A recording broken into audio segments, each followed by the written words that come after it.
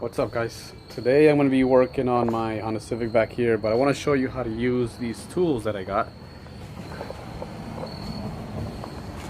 If you could see here,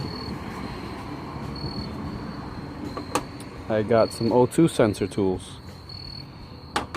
This, you could basically call it a socket, cut-off socket with an opening for a 3/8 drive. This is a snap-on part. You can see the part number, SWR2, and this is a wrench basically with a swivel end of that part just on here on a handle. Basically, this is the part number for that. So basically, this is what tools you need, or what's recommended to take off a O2 sensor. Let me show you where the O2 sensor is. It's right there. Now, the reason why you gotta use these tools is because you can't really get a socket on it. Let me try and set the camera down. Alright, perfect. Most of the O2 sensors are universal size. So, for example, I got this socket over here, right? You see how it's fully enclosed? That's more for like a nut, you know, something like this, right there. But you got this O2 sensor. First, you got the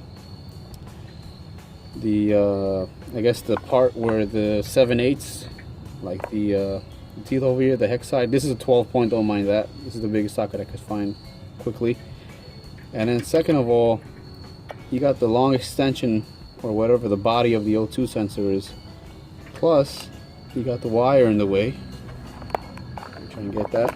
You got the wire in the way, so this could never go on here. It would never reach all the way down there. So, alright, here we go. See right here? The hex part of it, or whatever shape you want to call that. So here we got the open end side. This is the perfect tool because you're able to sneak in from the top and slide all the way down and get on it. You see how I'm on it now? This is already loose. You see how you could get on it now? Now this is a 3/8 drive. I guess where you put either your ratchet. Let me show you how that would go. If you had the space, luckily here we do. This is 3/8 drive. This would be 1/2 inch. You see the difference, how much bigger it is? So this side only fits here. If you needed to use an adapter, you could use an adapter, but basically you put this on here. So you hook that up there. Hold on.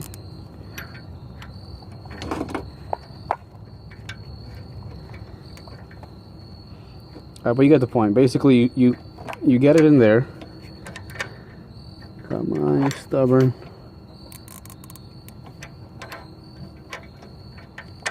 Hard to film and put this in at the same time. Alright, there we go. Oh no. There we go. Alright, so you'd put this in there. Obviously put in the off position, and you would start cranking it over to get it off. Now, if you don't have the room, you see this, I'm already hitting the valve cover. You have the other tool. Let me get this out the way.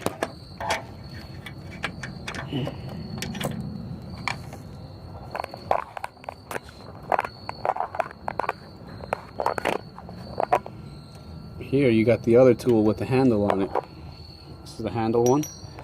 You would do the same thing. You slide it over.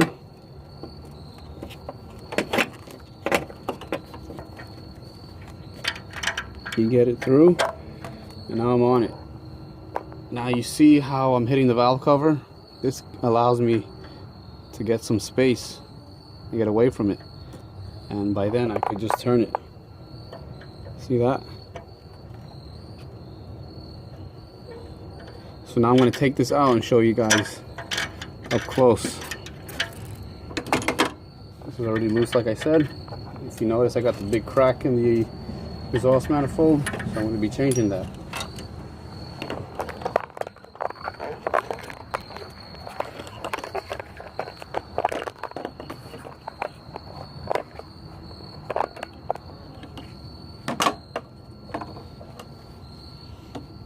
Okay, so you could see how this would be inside of the catalytic converter. So what you do is you slide it into the wire and you feed it up until you get into the O2 sensor, and from there you turn. And you got all this adjustability of space. Now with the socket, you put it on your 3/8 drive or whatever adapter if you want to do 1/2 inch to 3/8. Same thing, you slide it through and get it all the way up to there. See how it fits? Most of these are like 7/8 or 21 or 22 millimeter. So yeah, and I'm gonna go down below and try and get one off, see which one I need to use. Alright, so where are we at? Okay, so here's the lower one. Here's the lower O2 sensor. Let me show you what I'm working with.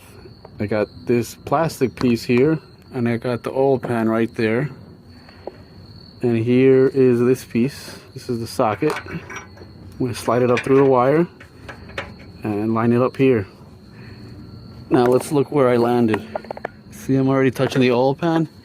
Kind of don't have much room to push down on, although if I really wanted to try, I could probably do it.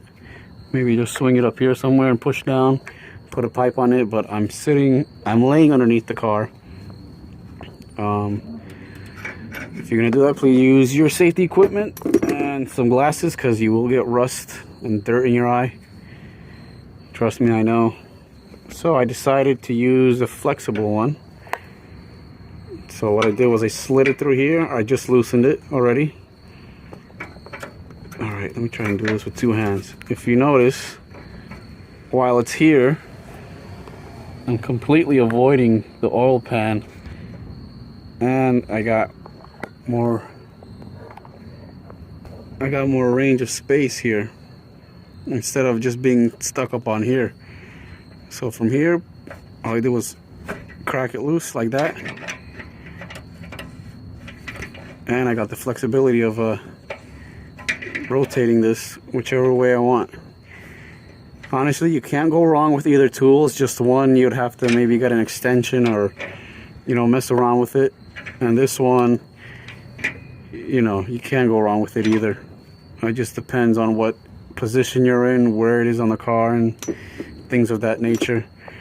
So now this would come out, but obviously I can't finish unscrewing it because I have to disconnect it from underneath the car right here. So yeah, that's quickly how to use a O2 sensor tool. If you don't have one, I don't know, if you can't buy one or too expensive, I'm sure one of your parts stores could lend you one. Ooh, here I am.